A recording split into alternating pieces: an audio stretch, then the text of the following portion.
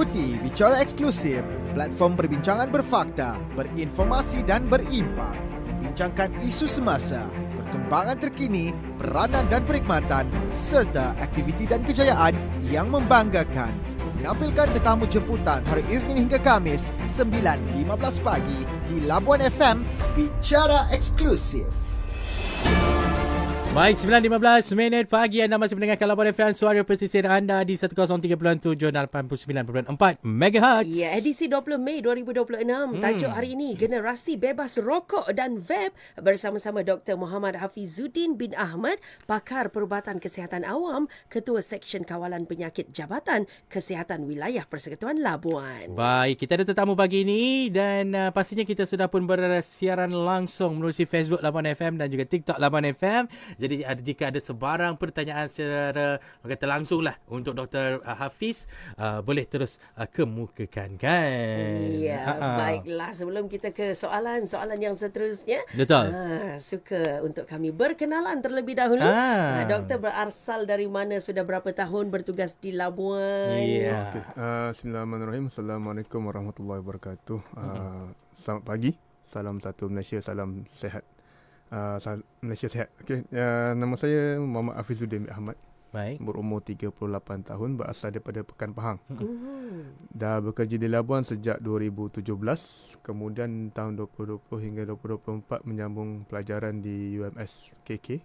Dan tahun lepas Oktober 2024 saya melaporkan diri kembali ke Labuan. Wow. Baik, kembali 2 kali datang Labuan Ya, ni. 2 kali lapor diri. Hampir 10 tahun bertugas di wilayah Persekutuan Labuan. Dan rasanya ini bukan pertama kali lah doktor datang ke Labuan Betul. FM kan. Dan sebelum ni pernah datang dan rasanya kami tim yang sama ni, tim 88. Wow. Sama usianya. Baik, Abi. Baiklah doktor. Sempena dengan Hari Tembakau Sedunia 2026. Apa itu Hari Tanpa Tembakau Sedunia dan mengapa ia disambut setiap tahun? Okey. Terima kasih atas jemputan pada kali inilah. Tadi saya tidak jemu untuk datang ke Labuan FM ni untuk memberi penerangan dan juga perkongsian kepada warga Labuan sekalian. Jadi untuk Hari Tanpa Tembakau ni memang disambut setiap tahun sebenarnya. Untuk makluman pendengar, kita akan sambut pada tarikh 31 Mei setiap tahun. Jadi kenapa dia dilakukan adalah untuk memberi kesedaran kepada masyarakat kita bahawa peri pentingnya berkenaan dengan rokok. Sekarang ni kita ada cabaran baru, bukan setakat rokok, tembakau. Dia dah ada e-cigarette dan juga yang paling terkenal sekarang ni di kalangan remaja dan kanak-kanak adalah vape. Jadi kita nak bagi kesedaran bahawa perkara ini ataupun kita boleh katakan aktiviti ini, aktiviti vape ni di kalangan remaja adalah satu perkara yang boleh merosakkan kesihatan dan juga akhirnya memberi kesan jangka panjang dalam kehidupan kita. Dan tema untuk makluman DJ dan juga warga pendengar Labuan sekalian, tema yang dipilih untuk Hari Tanpa Tembakau 2026 adalah Unmasking the Appeal, Countering Nicotine and Tobacco Addiction. Kenapa dia fokuskan kepada appeal kat sini? Sebab untuk makluman semua, kita semua tahu kan, produk-produk alkohol pula, tembakau dan juga rokok sekarang ni dia semakin menarik. Dari segi packagingnya, dari segi promosinya, sama ada kita pun ada dapat juga kes-kes di mana buat influencer buat podcast, tapi di lehernya tergantung vape. Betul. Sebab dia dibayar oleh company. Ya. Jadi kita nak menyatakan kepada para pendengar dan juga yang target audiensnya adalah kanak-kanak remaja, bahawa walaupun nampak luarannya cantik, packagingnya cantik, tetapi kita nak fokuskan kepada kesan negatifnya kepada kesihatan dan akhirnya dia boleh efek kepada kita punya aktiviti harian. Sebab sekarang ni kita ada dengar bahawa vape tu bukan setakat flavor, tapi dah ada dadah. Betul. Lepas tu mendengar mushroom tu kan. Itu antara yang kita nak tekankanlah dalam kita menyambut Hari Tanpa Tembakau. Sesuatu yang amat berbahaya sebenarnya kalau Betul. dibiarkan berterusan kan. Tarikh 31 Mei dipilih sebagai Hari Tanpa Tembakau. Wow, 2 perayaan lah kita sambut ni. Sama juga dengan Pesta Kaamatan tarikh 31 Mei kan. Betul. Dan saya tertarik tadi mengenai dengan packaging. Sekarang ni macam-macam packaging dia kan doktor kan. Betul. Bentuk kaset, bentuk selipar pun ada. Wow. Betul. Kan kawan-kawan boleh menarik perhatian remaja-remaja ni kan. Baik, mungkin itu salah satulah menjadi kebimbangan. Jadi mengapa sebenarnya isu merokok, vaping ini masih menjadi satu kebimbangan kesihatan awam pada masa kini? Ya, sebab kita lihat kan berdasarkan data kita yang kita ada sehingga tahun 2023, peningkatan yang ketara di kalangan adolescent. Adolescent ni adalah kanak-kanak dan remaja, dia berumur 12 tahun sehingga ke sekolah menengah lah, di mana peningkatan penggunaan e-cigarette ataupun elektronik, rokok elektronik ini meningkat sehingga ke 14% di kalangan remaja dan kanak-kanak, manakala di kalangan dewasa pula, adult, dia meningkat sehingga ke 9% lah. Ini data yang kita ada sehingga tahun 2023. Kenapa kita fokuskan, tadi pun kita nampak dalam tema yang kita pilih itu adalah addiction. Sebab kita tahu bahawa di dalam vaping ataupun vape dan juga rokok ni ada satu bahan dinamakan nikotin.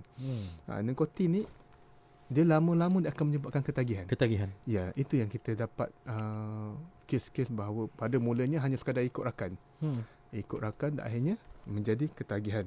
Dan yang paling kita nak tadi adalah dia memberi, saya selalu ulang-ulang lah, dan memberi kesan buruk kepada generasi muda. Itu yang kita fokuskan sekarang, dan juga di pihak Kementerian Kesihatan sendiri kita fokuskan kepada untuk elakkan vape dan juga rokok di kalangan generasi muda agar generasi muda kita ni lebih sihat untuk masa hadapan. Baiklah, kejayaan Malaysia pula dalam kawalan tembakau yang boleh kita banggakan ini, Doktor. Okay. Boleh kongsikan? Sebenarnya kalau kita tengok kan dia start awal lagi. Daripada zaman sebelum COVID, kalau tuan-tuan dan puan-puan para pendengar semua masih ingat, kita fokuskan dekat larangan merokok di tempat makan. Ini pada tahun 2019 pasca pre-COVID masa tu. Di mana kita tekankan bahawa ada jarak 3 meter daripada meja terakhir tu untuk merokok. Mula-mulanya mendapat satu kritikan. Memang kita tak nafikan, memang mendapat satu kritikan di peringkat masyarakat. Tapi saya nampak di Labuan ni pelan-pelan kita dah makin menerima perkara tersebut. Dan untuk makluman semua, kita juga telah memperkenalkan akta baru, iaitu Akta Kawalan Produk Merokok Demi Kesihatan Awam 2024, ataupun bahasa yang selalu kita dengar adalah Akta 852. Okey, Akta 852 ini menekankan bukan setakat aspek menghisap vape ataupun rokok tu, tapi dia fokuskan juga kepada packaging, pembungkusan, pelabelan pada produk itu dan juga akhirnya kepada promosi. Sebab tu kalau tuan-tuan dan puan-puan nampak semua kedai-kedai vape gelap. Ya, betul.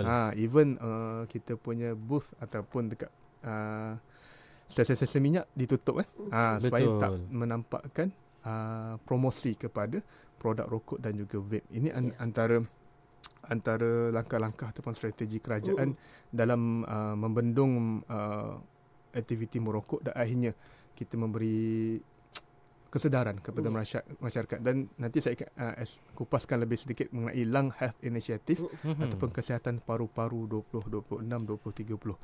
Ini strategi terbaru daripada kerajaan. Baik, itu dia. Saya tertarik tadi ada Dr. Hafiz ada menyebut mengenai dengan Akta 852. Doktor, boleh tak Doktor lebih jelaskan lagi lah secara dalam mengenai Akta 852 dan sebenarnya apa kepentingannya kepada rakyat khususnya? Okey, Akta 852 ni sebenarnya dia adalah satu proses panjang lah daripada mula menuju ke akta itu, sebab data-data yang kita ada pada masa ini yang seperti mana saya kongsikan sebentar tadi, bahawa peningkatan penggunaan rokok elektronik di kalangan remaja dan kanak-kanak termasuk juga dewasa dah semakin meningkat. Jadi kita antara perkara yang boleh kita lakukan adalah mengenai penguatkuasaan, iaitu dengan akta. Jadi Akta 852 ni seperti mana yang saya jelaskan tadi, ia merangkumi bukan setakat kepada beberapa langkah penguatkuasaan kepada orang yang merokok, tetapi juga termasuk kepada pengusaha, orang yang mengeluarkan produk tu dari segi sudut labelingnya, dari segi sudut pembungkusannya, dan akhirnya kepada penjual. Supaya penjual ini mematuhi, dia tak boleh buat promosi, dia kena gelapkan cermin dia dan sebagainya, bagi mengelakkan generasi muda. Tu tajuk kita sekarang, generasi muda. Fokus kita adalah generasi muda agar tidak tertarik. Dia dapat rendahkan mereka punya ketarikan kepada vape tu, dan akhirnya dia hilang rasa untuk start vape ataupun merokok. Dan kenapa pentingnya, seperti saya katakan tadi lah, ini adalah untuk kita pastikan generasi muda kita, terutamanya kat Labuan ni, sihat. Dan tiada masalah aditif ataupun ketagihan nikotin ni lah. Itu target kita. Mudah-mudahan dengan sambutan Hari Tanpa Tembakau ini membuka mata ramai pihak kan, terutama kita sekali untuk kesedaran kepada anak-anak kita, generasi muda, agar menjauhkan diri daripada perkara ini kan. Dan kita pun mahu tahu apakah inisiatif untuk kesihatan paru-paru kebangsaan 2025 hingga 2030 ini, doktor. Okey, inisiatif kesihatan paru-paru atau dalam bahasa Inggeris ni kita panggil Lung Health Initiative lah. 2025-2030 adalah langkah baru yang diperkenalkan oleh kerajaan bermula pada tahun lepas lah. Dan saya boleh katakan bahawa progresnya agak-agak laju lah, sebabnya penerimaan daripada dan juga kerjasama di kalangan stakeholders yang terlibat. Saya boleh katakan inisiatif kesihatan paru-paru ini adalah fokusnya kepada, yang pertama adalah peraturan dan juga kesedaran di kalangan masyarakat. Yang keduanya, kerajaan sendiri melalui Kementerian Kesihatan Malaysia akan memperkenalkan AI dalam kita mengesan penyakit paru-paru melalui teknologi yang terkini lah dari segi imajan dada ataupun X-ray dada tu nanti kita akan ada assist ataupun dibantu oleh AI. Maksudnya bila kita buat X-ray, AI tu boleh kesan sebarang yang tak normal pada image X-ray tersebut. Okey, itu yang terbaru langkah kita lah. Dan yang ketiga, kita nak mempraktikkan ruang kerja yang sihat.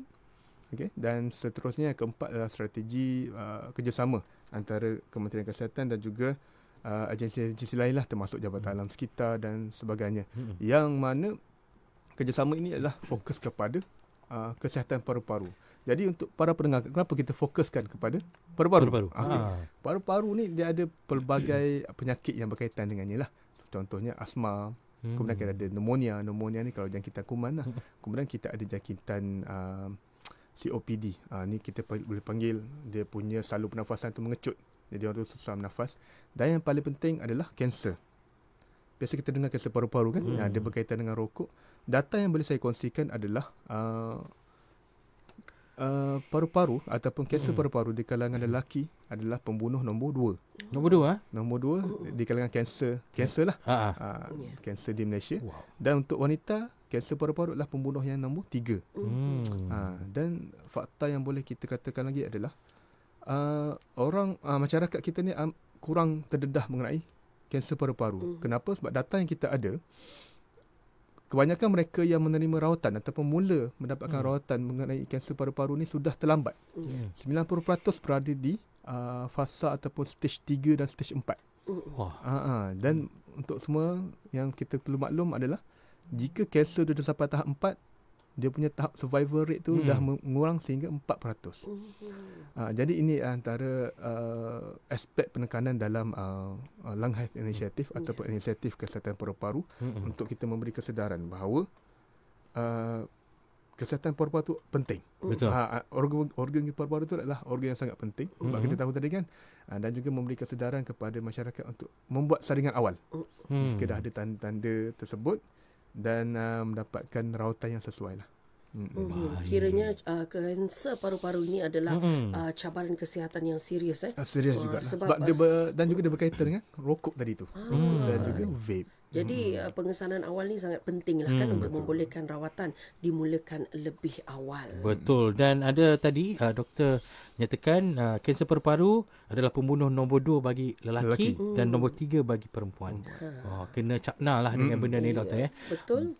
Baik, kita akan berehat sebentar doktor dan kepada anda sekali lagi kami seru untuk datang ke TikTok Live Labuan FM ataupun Facebook jika ada sebarang pertanyaan secara langsung terus kepada Dr. Hafiz mengenai dengan ialah apa yang kita bicarakan hari ini. Ada terus datang terus mengenai dengan generasi bebas rokok dan vape sempena dengan sambutan Hari Tembakau 31 Mei nanti. Tepat sekali. Jadi kita berehat sebentar, jangan ke mana, terus dengarkan Bicara eksklusif di Labuan FM. Pesisir anda. Ikuti Bicara Eksklusif, platform perbincangan berfakta, berinformasi dan berimpact. membincangkan isu semasa, perkembangan terkini, peranan dan perkhidmatan serta aktiviti dan kejayaan yang membanggakan. Menampilkan tetamu jemputan hari Isnin hingga Kamis 9.15 pagi di Labuan FM, Bicara Eksklusif.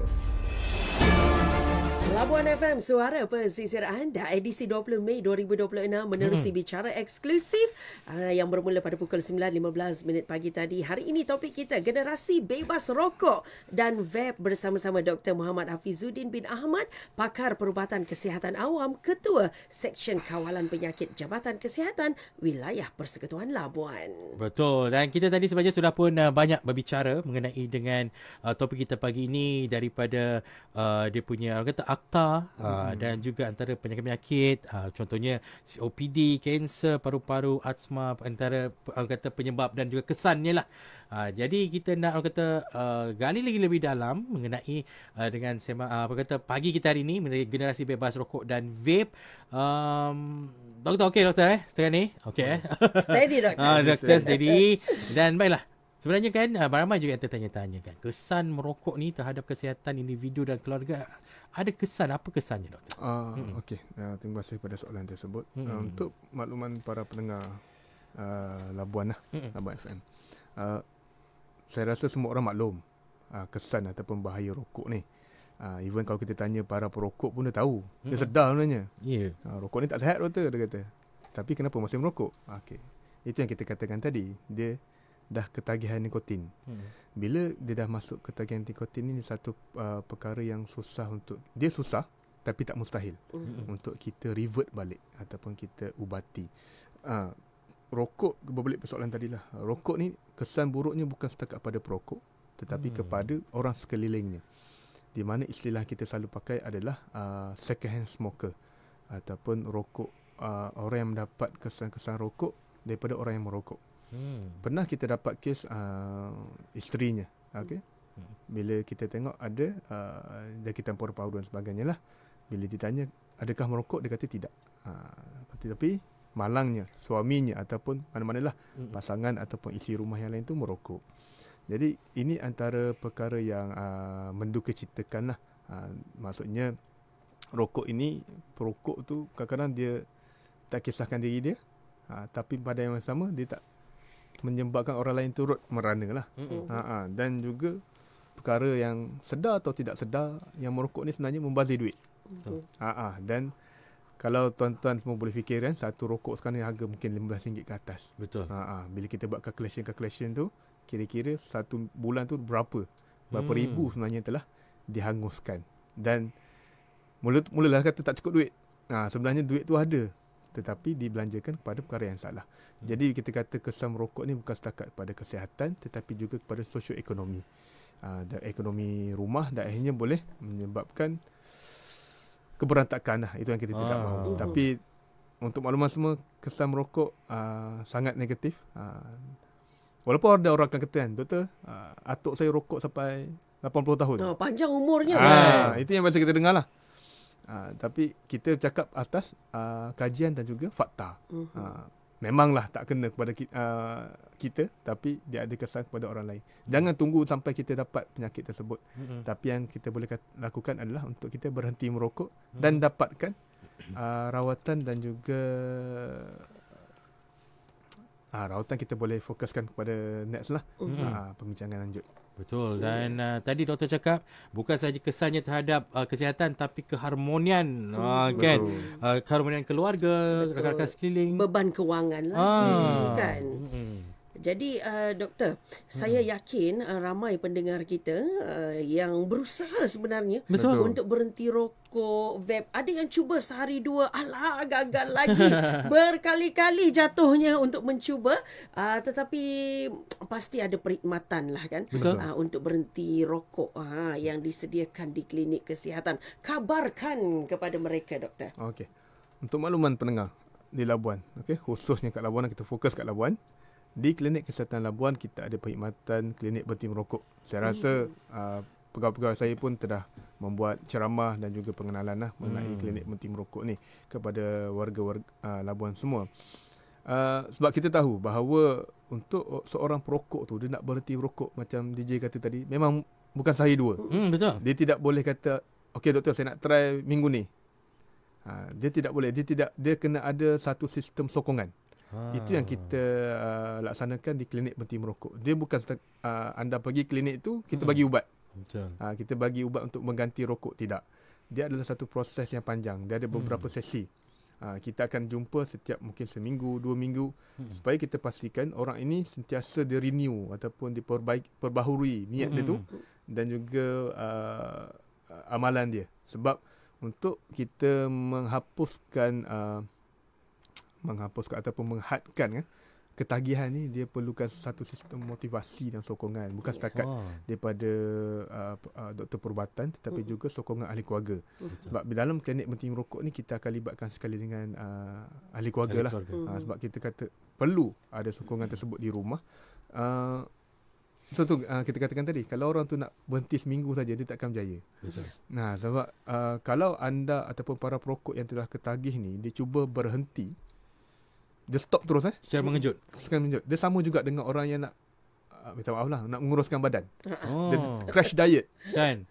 Saya tak nak buatkan. Kan dia akan rasa ni kan dalam Islam pun kena buka puasa. Betul. Ada orang yang crash diet ni tak nak makan langsung. Memanglah kurus, tapi bila dia dapat makanan dia akan rebound balik. Sama juga dengan orang yang nak berhenti merokok. Dia tidak boleh hari ni 20 batang sehari. Hari ni hari apa? Rabu. Tiba hari esok hari Khamis stop.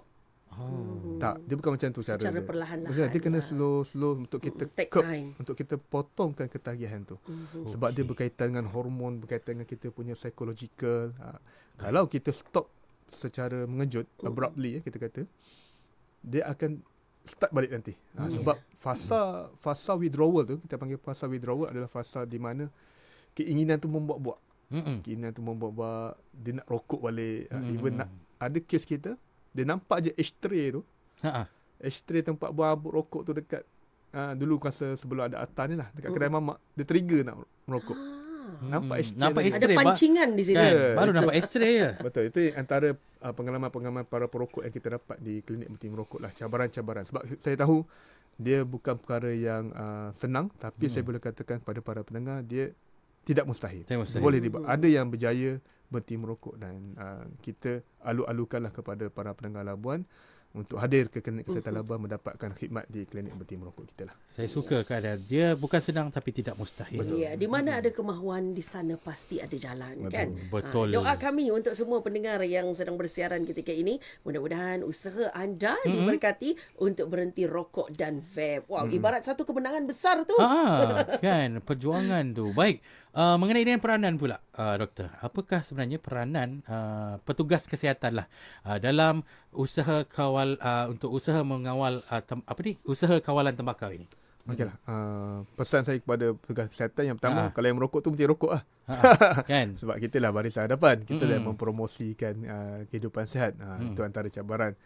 Saya tidak nafikan, memang ada. Memang ada petugas kesihatan yang merokok. Even petugas-petugas lain pun ada juga yang merokok. Betul. Sebab dia satu benda yang kita boleh katakan benda yang biasa. Tapi peranan kita ataupun saya mengajak kepada kawan-kawan saya, petugas kesihatan, agar kita menjadi ejen perubah. Kita tunjukkan contoh yang baik kepada masyarakat Labuan. Kita bagi dorongan, galakan, motivasi dan sebagainya lah.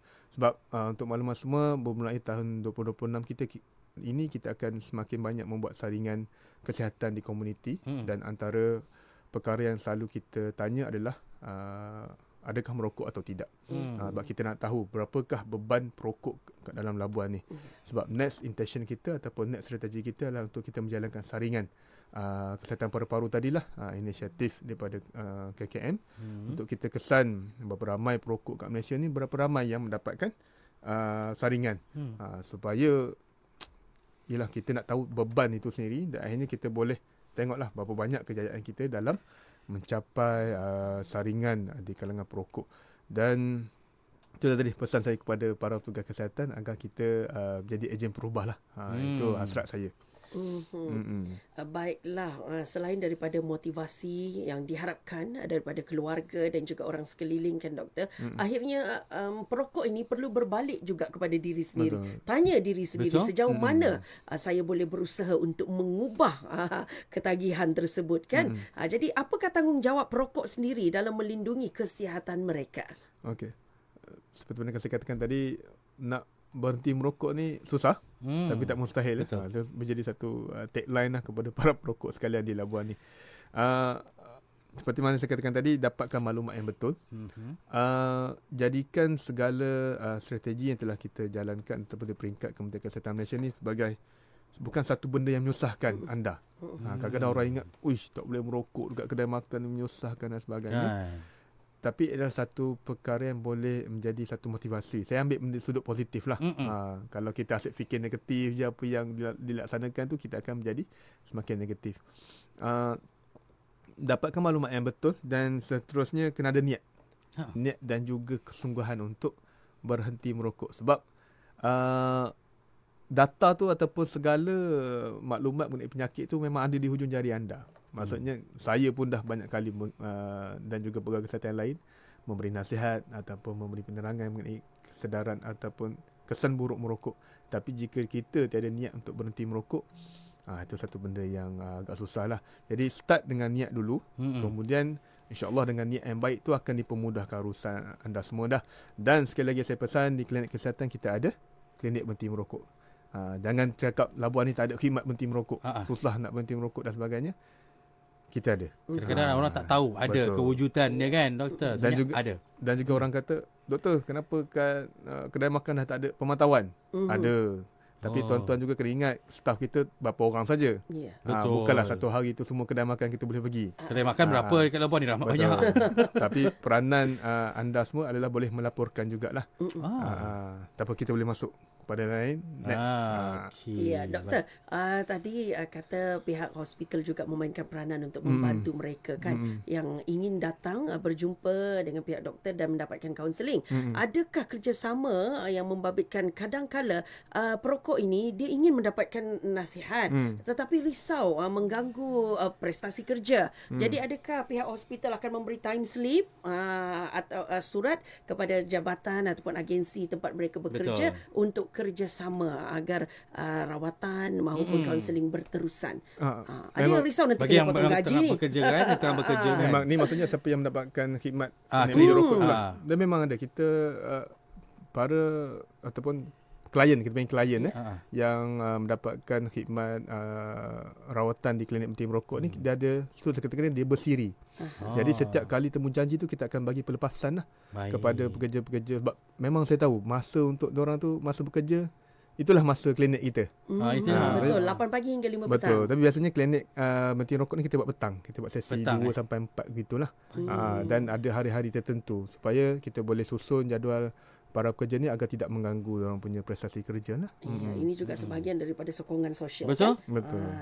Baik doktor, sebelum kita mengakhiri sesi bicara eksklusif kita hari ini dengan berbaki 2 minit lah doktor sebenarnya ialah peranan masyarakat dan untuk menjayakan agenda generasi bebas dan bebas rokok dan vape ni bagi pandangan doktor. Okey, masyarakat haruslah menyokong usaha Kementerian Kesihatan Malaysia dalam memastikan strategi kita dalam membendung penularan merokok dan juga penggunaan vape di kalangan generasi muda ni dapat dijayakan dengan berjaya lah. Saya boleh katakan bahawa orang awam boleh melaporkan sebarang kesalahan merokok di tempat awam melalui, kalau dia ada satu website namanya Jom Lapor, JOMLAPOR. Boleh Google saja Jom Lapor. Ini adalah satu website yang ditubuhkan oleh pihak swasta lah dalam membantu untuk melaporkan kes-kes penyalahgunaan ataupun merokok di tempat awam ni. Dan KKM sendiri akan melancarkan My Lapor. Itulah nama pun lebih kurang. Tapi nanti kita akan melancarkan My Lapor. Ini memang satu apps di bawah khas Kementerian Kesihatan Malaysia lah untuk kita melaporkan orang merokok di tempat larangan merokok. Dan akhir kata daripada saya, sama-samalah kita menyokong usaha kerajaan sama-sama kita mendapatkan info yang sahih dan semoga masyarakat, terutamanya generasi muda kat Labuan ni, celik mengenai kesihatan paru-paru mereka dan akhirnya memilih sendiri, bukan disebabkan akta, Betul. bukan disebabkan cikgu ugut, Ha. bukan disebabkan kena tangkap polis. Saya nak remaja kita ataupun generasi muda Labuan ni dia memilih sendiri untuk tidak merokok. Kenapa dia boleh memilih sendiri? Sebab dia dah tahu kesan buruknya, dia dah tahu apa kesan jangka masa panjang merokok kepada diri sendiri dan akhirnya dia memilih untuk kehidupan sihat sejahtera. Itu harapan saya lah. Sama seperti dengan follower TikTok kita ni, Ajil Kacak, berhenti merokok ni memang menderita. Kalau sudah berhenti, jangan cuba-cuba mau merokok lagi. Macam dia ni, sudah 3 kali cuba berhenti merokok. Yang pertama 1 minggu gagal, yang kedua 1 bulan gagal, yang ketiga berhenti betul-betul. Syukur. Wah, ini kena ada kesedaran, disiplin sebenarnya dan juga sokongan daripada circle kita sendiri kan, mengenai dengan orang kata berhenti merokok adalah kan. Mudah-mudahan selepas ini kita melahirkan generasi bebas rokok. Betul. Dan vape untuk kesedaran kita bersama. Tepat sekali. Dan sebenarnya daripada pihak KKM sendiri banyak inisiatif yang telah pun mereka sediakan. Contohnya kita ada untuk melaporkan, orang katakan kita ada Jom Lapor. My Lapor. Jom Lapor itu website. Manakala My Lapor akan dirilis ataupun akan dilancarkan dalam masa terdekat, Doktor. Betul. InsyaAllah. Baik, nampaknya sampai di sini saja.